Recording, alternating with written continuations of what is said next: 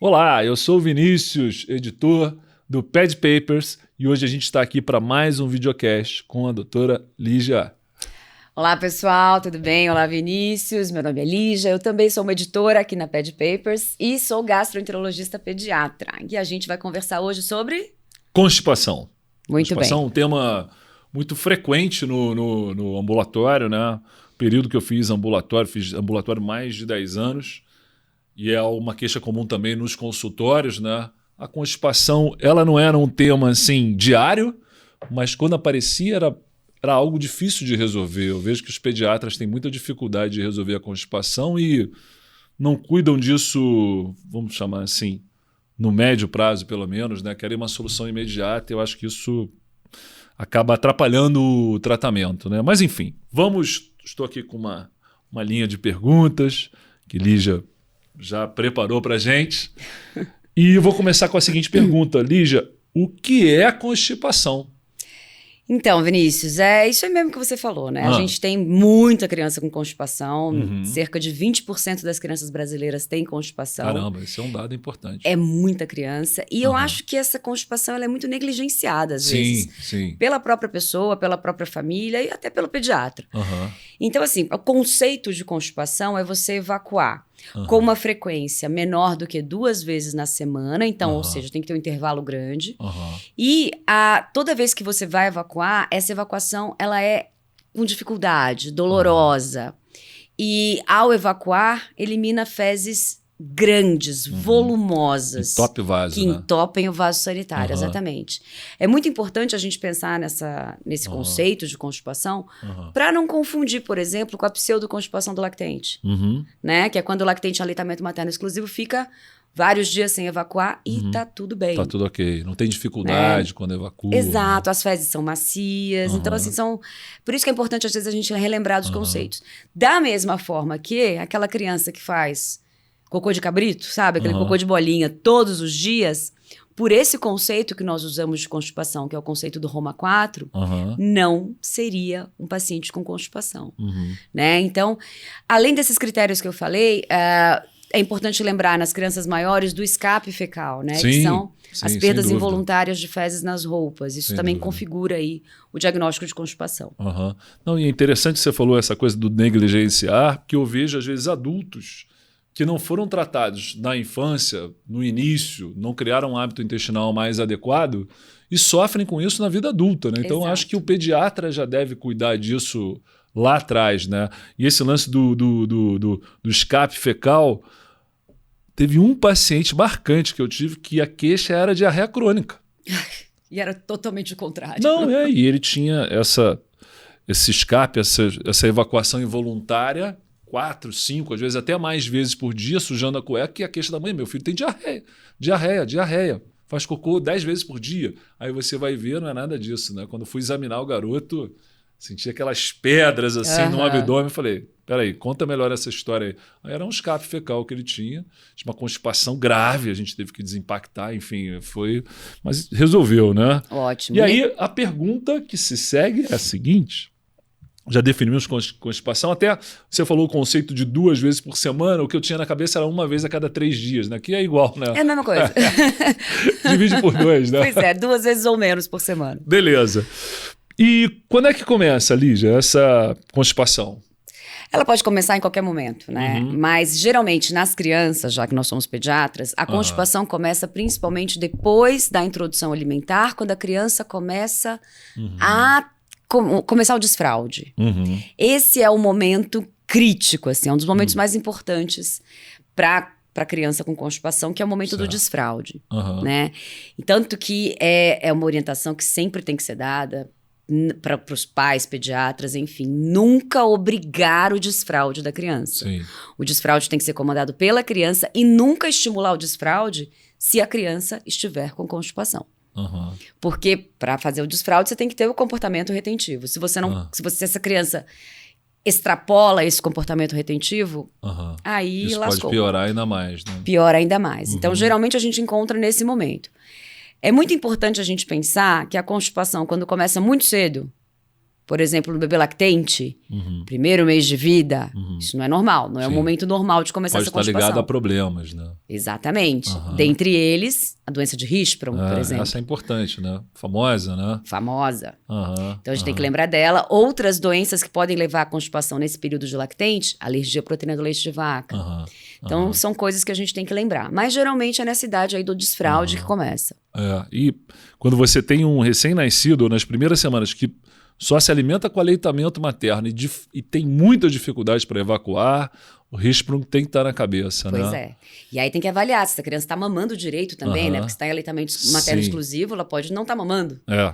Né? Pode não estar evacuando porque não tem substrato. Exato. E o lance da PLV até é interessante você tocar, porque fica um pouco contraintuitivo, né? Porque a gente sempre pensa na PLV como diarreia, não como constipação, né? É uma das manifestações. É uma das manifestações. Muito bem. E não sei se você vai falar um pouco disso para frente, mas que veio à minha cabeça aqui, algo que eu acho difícil de fazer diagnóstico é a questão do Hirschsprung com segmento curto, né? E é dificílimo. Que você não sabe se é uma constipação funcional ou se é algo orgânico aí, né? É bastante difícil, né? Porque quando você tem um segmento ultra curto, você não faz o diagnóstico clássico, aquela criança com aquele barrigão, né? Que você faz toque retal, vem fezes explosivas na parede e tal. Então, você pensa nessa criança quando você tem uma constipação intratável. Que é aquela que não responde depois de 3 meses de tratamento otimizado. Aí você começa a pensar... Você tem que começar nas doenças. A pensar nisso. Exatamente. Tá certo. Exato. Muito bem. E aí, vamos lá. A gente já viu que ela começa na introdução dos alimentos, né? Enquanto está lá só no aleitamento, as coisas estão indo muito bem, né? Muito bem, depois começou... E outra coisa importante, assim, quando a criança não começa a ter a constipação nesse período de desfraude, tem que lembrar que tem vários gatilhos que podem fazer aquela constipação aparecer. Por exemplo, mudou de escola, pais divorciaram, começou a sofrer bullying na escola, abuso sexual é um gatilho importante que a gente não pode esquecer. Lógico. Né? Pós uma diarreia infecciosa, aí depois essa criança fica aí alguns dias sem evacuar, e se isso não for resolvido, pode perpetuar. Então, lembrar desses gatilhos para constipação. Não, interessante que uma vez eu ouvi uma pessoa falando, não lembro nem quem foi, que constipação é uma coisa que todo mundo consegue ter. Se você se concentrar de não evacuar uns 2 ou 3 dias, você está constipado e você criou fezes bem endurecidas ali na saída, no reto, e você fica constipado de verdade, né? Exatamente.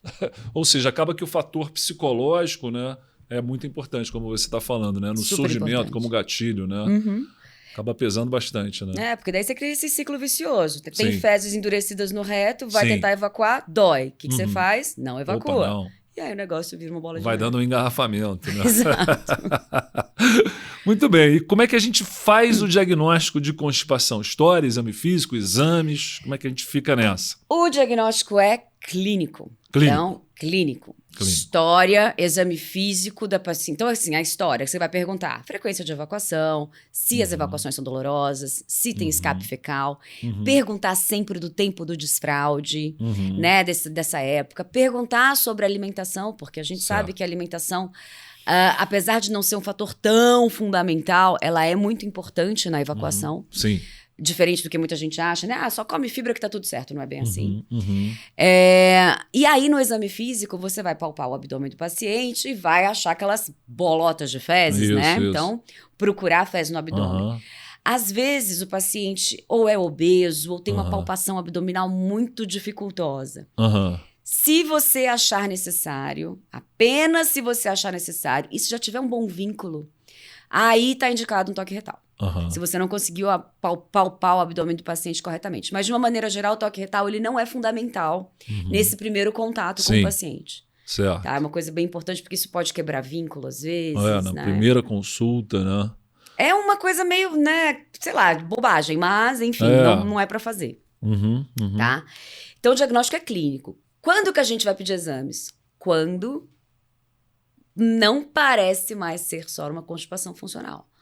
Quando você está com alguma dúvida, por exemplo, e se esse cara tem um risco ultra curto, né? Mas de uma maneira geral, você não faz exame. Não há necessidade, né? De uma maneira geral, não. Nem um raio-x, nada disso. Então, esse raio-x de abdômen... Raio-x da emergência. Ai, meu Deus! É um rolo, porque quem vai avaliar o raio-x na emergência? O próprio pediatra. Sim, lógico. Não tem um radiologista lá, vamos fazer uma análise rápida? Não. Sei lá, geralmente não tem. Pediatra. E aí, o cara vê fezes no reto. A função do reto é ter fezes. Então, as fezes localizadas no reto não tem tanto problema. Agora, ok, se você viu ali fezes ocupando todos os segmentos colônicos, beleza.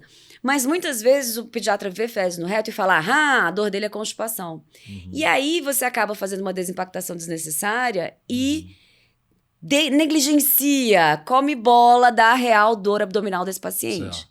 Mesmo considerando que a maior parte das dores abdominais que a gente pega na emergência, elas são... Não são graves, não são abdômen agudo, cirúrgico, nada disso. Mas é importante lembrar disso. Então, não há necessidade da radiografia. Não há necessidade da radiografia, ou seja, história e exame físico. Eu já me lembro de uma vez ter visto uma criança que me chamaram para ver porque acharam que era um tumor.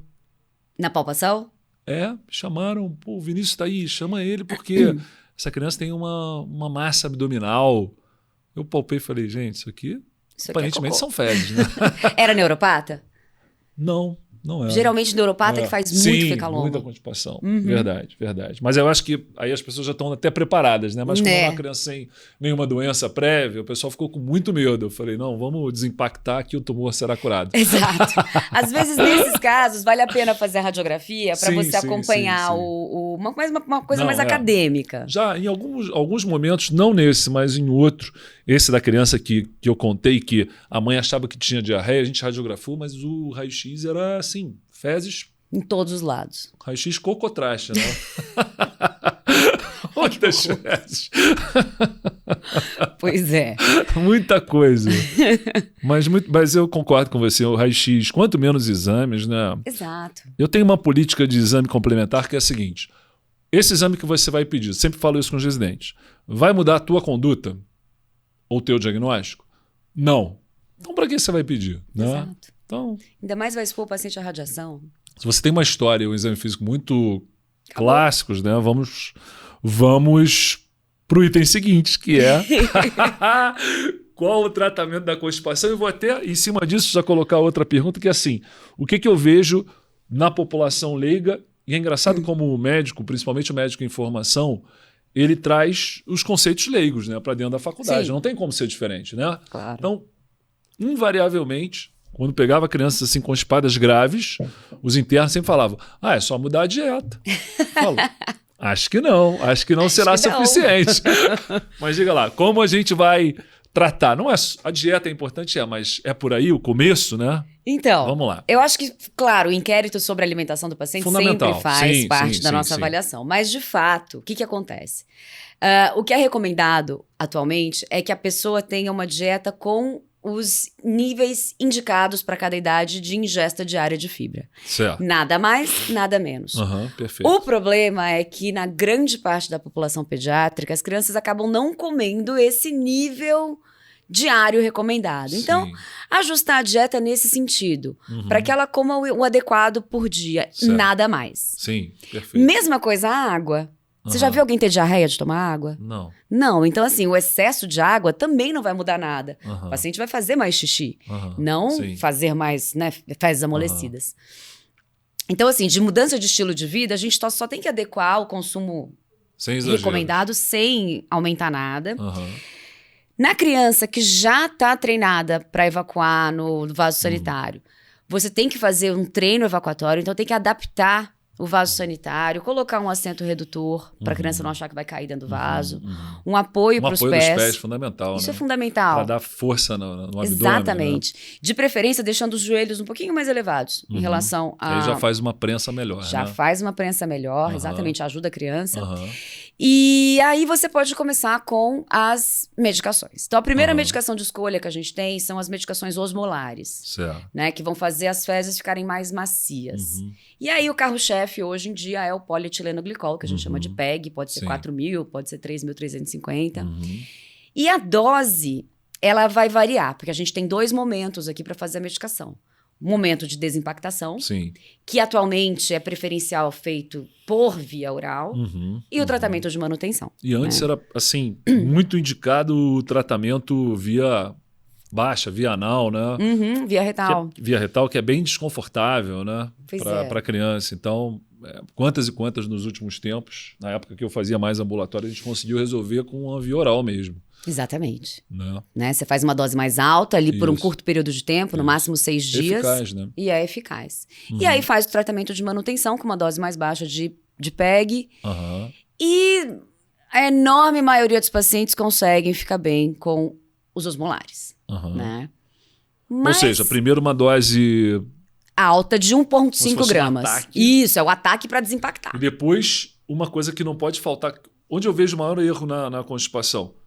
Não tem a manutenção, né? Resolveu, Exato. Pô, tá todo mundo feliz, vamos seguir a vida. E aí faltou a manutenção. Então você tem um ataque e depois... Depois tem a manutenção. E você só pode começar a pensar em tirar os medicamentos depois de 2 meses de paciente fazendo cocô maravilhosamente bem. Aí você começa a redução. Reduzir, né? Reduzir. E também não é suspender abruptamente. Sim. É reduzir a dose diária contínua. Também não é para fazer dia sim, dia não. Tá? É sempre a dose contínua que você vai diminuindo todo até dia, cada acabar. vez menos. Exatamente. Um mínimo de quanto tempo? Aí vai dependendo da resposta do paciente às reduções. Se você começou a ver que com uma dose muito baixinha ele já está bem, vamos tentar ficar sem.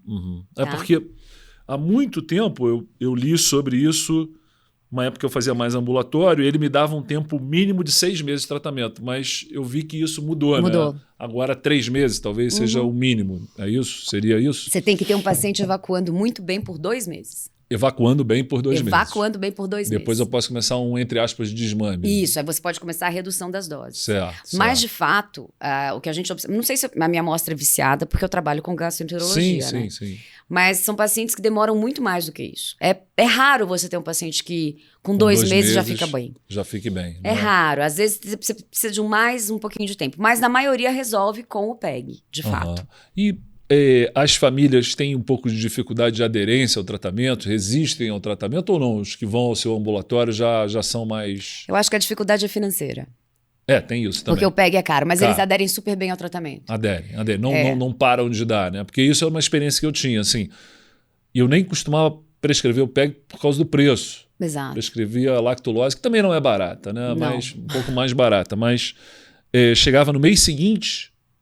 doutor, eu parei porque fica dando remédio, ele não tem nenhuma doença. Eu falo, mas é necessário, pelo menos, não é para a vida toda. Eu sempre falava isso. Tentava jogar essa que não era para a vida toda, mas um pouco difícil. Mas já que eu toquei nesse ponto, o PEG é o ideal, né? Mas um pouquinho mais caro, né? A gente tem lá no Rio, pelo menos, algumas farmácias de manipulação que acabam fazendo com um preço um pouco mais favorável, mas enfim.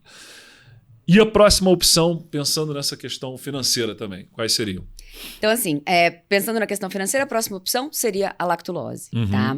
Certo. Mas uma coisa, só voltando um pouquinho na pergunta anterior, certo. Quando você passa, né, a medicação para os pacientes, eles têm medo do uso contínuo fazer o intestino ficar viciado. Você já deve ter ouvido isso. Sem dúvida. Né?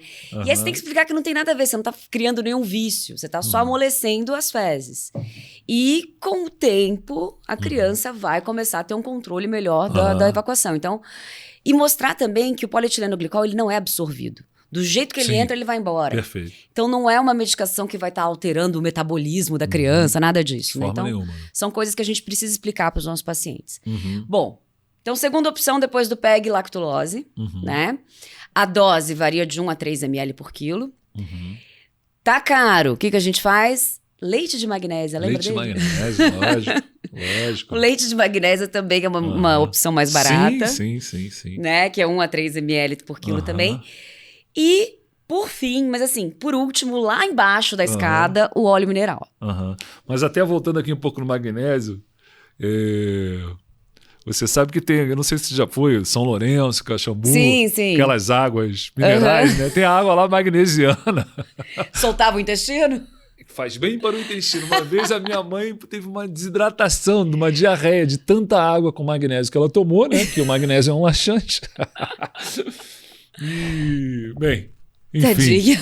mas essa água magnesiana tem que tomar com cuidado por causa disso. Muito cuidado. Né? Porque ela é laxante, né? No final das contas. No final das contas. Mas aí você tocou na questão do óleo mineral, né? O óleo mineral, quando fiz a residência, que foi há muito tempo atrás, numa galáxia muito distante, o óleo mineral era uma opção, sempre foi. E deixou de ser inicialmente, porque houve alguns casos de pneumonia lipoídica em lactentes que foram forçados a tomar. E depois meio que ficou proscrito, né? Assim, ninguém usa mais óleo mineral. Como é que está essa situação do óleo mineral atualmente? É permitido? Tem um limite de idade para a gente fazer? Tem um limite de idade, é permitido. Você só pode fazer acima de 2 anos de idade em crianças que não são neuropatas e que não têm risco de engasgo. Isso. Então isso é e fundamental. Nunca forçar, né? Mesmo numa criança... Exato. Então a criança tem que tomar bem remédio, né? E o óleo mineral tem um gosto maravilhoso. Eu fico com a sensação que o óleo mineral não tem gosto de nada. É um horrível, óleo, né? É ruim, aquela coisa oleosa. Mas qual que é a função dele? Ele é um escorregador de fezes. Ele lubrifica. Sim. Então ele não está amolecendo as fezes, ele não está realmente fazendo ali uma função tão boa quanto as outras medicações. Por isso que eu falei que ele está no fundo da escada. Mas, se seu paciente não tem condição financeira e ele pode tomar o óleo mineral, é uma opção. Então a gente tem que ter essas regras, né? Não pode ser num lactente, né? Pelo risco de broncoaspiração, e na criança neuropata pelo mesmo problema. Pela mesma queixa. E até, entrando também um pouquinho mais nessa questão da medicação, comparando o PEG com a lactulose, né? A lactulose dá um pouco mais de desconforto, né? Você pode ter um pouco mais de formação de gases pelas bactérias colônicas, coisas que não acontecem com o PEG, não é isso? Exatamente. Como a gente falou, né? O PEG não é absorvido, ele não é metabolizado, ele entra e sai do mesmo jeito. Exato. Já a lactulose, ela não é metabolizada por nosso sistema endócrino, pelo nosso sistema metabólico digestivo. Mas ela é metabolizada pelas bactérias colônicas. O que então, pode dá muito gás. Por isso que quando você tem que usar doses altas, pode dar muito desconforto. E aí é melhor usar o PEG, apesar do preço, né? Sim, legal. E outra coisa que eu acho interessante no tratamento, né, do uso das medicações, é essa questão da titulação, né? Que você vai... Eu sempre achei que a família tem que entender muito bem o que está acontecendo para eles para eles terem alguma autonomia de ajuste da dose, né? Olha, hoje não evacuou, a gente vai ter que começar a aumentar um pouquinho. Tá dando uma diarreia, vamos diminuir a dose, mas sem tirar, sempre ajustando a dose, né? Não sei como é que você vê isso, se tenta passar... Isso é muito bom, isso é muito importante. A gente quer a participação da família. Então, e assim, como nossos pacientes a gente vê a cada, 3, 4 meses, quem está lá o dia a dia são os pais. Então, você tem que orientar realmente que... tá dando uma dose, sei lá, de 0,5 gramas por quilo de PEG. Essa dose não está sendo suficiente para ele evacuar sem dor? Aumenta, põe para 0,7, aumenta um pouquinho. Tá? Então, você ensinar para os pais que você pode fazer que eles podem fazer essa modificação em casa, porque é o que vai ter que ser feito. Da mesma forma, está tendo diarreia? Diminui um pouco, mas não suspende de uma vez. Porque que fique senão volta tudo, né? Senão volta tudo. E é muito ruim, né? Você voltar a estaca zero, né? Voltar problema todo de novo, pois né? Agora, como a gente... eu não fazia um ambulatório que era específico para isso, essas crianças com constipação, eu conseguia que elas voltassem no mês seguinte. Pelo menos assim, fez o diagnóstico, começou o tratamento, eu queria que ela voltasse pelo menos no mês seguinte, porque eu sabia que se eu mandasse voltar daqui a 4, 5 meses, tudo tinha se perdido. Como é que vocês fazem lá? Como vocês têm muitos pacientes, vocês conseguem ter essa frequência de consultas ou fica difícil pelo número? No início do tratamento, a gente faz exatamente isso. A gente pede um retorno em 2 semanas, 3 semanas, para ver como é que tá, né? Como é que ele ficou em relação à medicação, para fazer os primeiros ajustes. E, dependendo da resposta e da gravidade do quadro, a gente marca retornos mais frequentes. Mas, em geral, tá indo bem, a gente marca um retorno a cada 2 meses. Aí começa... Para começar, porque o que eu quero com esses 2 meses? Ver se o paciente já pode... né, ser desmamado. Entendi. Tá, então a gente já vai... E se, sei lá, se a agenda tá cheia, problemas de SUS, né? A gente faz o esquema com os pais. Se começar a ficar bem, você começa a reduzir. Né? Então você já está me respondendo uma próxima pergunta aqui que a gente tinha, é quando começamos a redução dos medicamentos, não é isso? Sim, então a gente, lembrar, a gente só pode começar a redução, o momento ideal é se depois você já tem 2 meses dessa criança fazendo cocô muito bem, sem dificuldade, sem isso. Precisa evacuar todos os dias? Não. Não. Mas ela tem que evacuar sem esforço. Contanto que isso não seja um sacrifício, né? Exato. Assim, Exatamente. se é muito ruim evacuar, a cada 2 dias que seja, tem alguma coisa errada, né? Exatamente. Isso tem é que mudar, né? E, assim, só para a gente fazer um resumo aí para nossos ouvintes, nossa assistência, reforçando isso que a Lígia falou, só a dieta não é o início do tratamento, né? A dieta é importante, mas não é o início do tratamento. A gente precisa desimpactar, né? Exatamente. Vida nova, né? Mas precisa dos remédios no início. Pois é, precisa. E uma pergunta importantíssima, né? Assim, a maioria dos pacientes... você tem esse número aproximado, Lígia? Assim? Terei em breve, que é a minha tese. Tô juntando os dados. Tá certo. Se o paciente não responde bem, a minha pergunta é aproximadamente quantos respondem, mas você está fazendo isso ainda vai dar essa resposta. Vai botar no nosso Stories. Daqui a um ano. Nosso Instagram. Mais ou menos daqui a um ano. Mas você tem já uma ideia, a maioria responde ou é uma minoria que responde? A maioria responde. A maioria responde. A maioria responde de uma maneira adequada, tá? Quando não responde... E quando não responde bem? Tem uma constipação refratária. O que fazer, né? Primeira coisa que você tem que ver é justamente a questão da aderência. Tá. Tem que ver se tá tomando, a medicação é cara, tem um gosto, porque as formulações que você compra na farmácia tem gosto de limão. Vocês conseguem fornecer na Santa Casa, não? Não, em nenhum lugar do SUS. Não, pelo menos não que eu conheça. Acho que acredito que na UFRJ também não. No Rio também a gente tem dificuldade. Pois é. Às vezes a gente compra numa farmácia, a gente é da UERJ, a gente compra na farmácia dos nossos concorrentes, a UFRJ. Eles têm uma farmácia de manipulação, às vezes tem algum residente que está fazendo estágio lá, a gente pede para ele comprar, que é bem barato. Mas mesmo assim você tem que pagar. Sim. Então, infelizmente, de grátis não tem. Vou te falar, se digitar no Google, polietileno-glicol, você consegue achar uns potões. Legal. Que é mais barato para o seu paciente. Então, fica a dica aí para o seu paciente. Certo. E aí, então, você já fez de tudo, né? O cara perguntou sobre a aderência, tá ótimo, tá tomando remédio direitinho. O que você tem que pensar? Primeiro, já otimizei a dose suficiente? Então, se você só fez o polietileno-glicol, lembra que você tem mais uma classe de medicamento que dá para fazer, que são os estimulantes de peristalse, né? Tipo bisacodil, sene, picosulfato de sódio, né? Associa essas medicações, inclusive para criança que tem escape fecal, esses estimulantes de peristalse são muito melhores do que os medicamentos osmolares. Porque quando você dá um osmolar para esse paciente que já tem escape, você pode piorar muito os escapes. Né? Então, às vezes você tem que ficar brincando aí com essas medicações. Diminui a dose do osmolar, entra com um estimulante de peristalse. Mas, mais uma vez, você já fez tudo isso, já tá com todas as drogas otimizadas, e aí? E aí você já tem uma constipação que a gente pode chamar de intratável. E tem alguma validade, você falou, de fazer estimulante de peristalse, mas medicações que tenham mais ou menos a mesma função, não valeria a pena então juntar. Por exemplo, dar o PEG mais uma lactulose. Não. Melhor aumentar a dose do PEG. Exatamente, a não ser que seja por questões financeiras. Sim, beleza. Tá? Agora, para a questão terapêutica, do ponto de vista não muda farmacológico, terapêutico, não. É acrescentar algo que melhore, aumente a peristalse. Exato, porque você está entrando na mesma linha de tratamento, na mesma frente. Sim, perfeito. E aí, então, se você tem 3 meses dessa criança já top de tratamento, você chama de intratável ou refratária. E ela tratando direitinho e não respondendo. E não respondendo em 3 meses. E aí? E aí você lança mão de exames complementares. Aqui que entram os tais exames complementares. Certo. Então, o que a gente tem que fazer? Primeiro, tem que afastar algumas doenças, como alergia da proteína do leite de vaca. Então, você faz uma dieta de exclusão por um tempo. Não mexe nas medicações. Melhorou? Pode ser isso. Não melhorou? Vamos para outra pesquisa, que é pesquisa de hipotireoidismo, distúrbios do cálcio e doença celíaca. Tem que afastar isso daí. Afastou tudo, não tem nada, a gente agora vai para manometria no retal, pensando na possibilidade do ríspero ultracurto. Certo. Né? Ou alguma outra má formação. Não esqueça que no exame físico você não precisa fazer o toque retal, mas a inspeção anal é importante. Certo. Porque às vezes você tem um ânus anteriorizado, por exemplo, que é um distúrbio de implantação do ânus. E aí pode ser uma causa, né, de tudo isso. Ou então, não esquecer também da avaliação da coluna lombar. Lógico. Né, procurando uma possível espinha bífida aí. Sim. E aí, provavelmente, na história vai ter também um distúrbio urinário. Sim. Né, associado. E aí também, se você tiver alguma alteração neurológica que te faça suspeitar sobre isso, lembrar da ressonância de coluna lombosacra, né, que a gente pode fazer. Então, esses seriam os exames para você começar.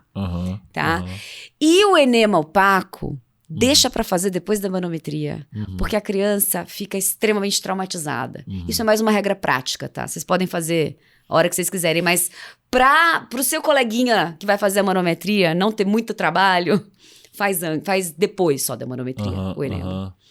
E o enema, se for um segmento curto, às vezes ele não pega, né? Porque não pega. a sonda passa, né? Exatamente. Então, assim, para o segmento curto não tem jeito. Só a manometria. Só a manometria. E aí, o que vai fazer o diagnóstico de fato é a biópsia. Sim, né? Perfeito. A manometria só vai te lançar aquela luz. O diagnóstico do risco é a biópsia. É a biópsia. Né? E a ausência de gânglios, né? Isso aí. Perfeito.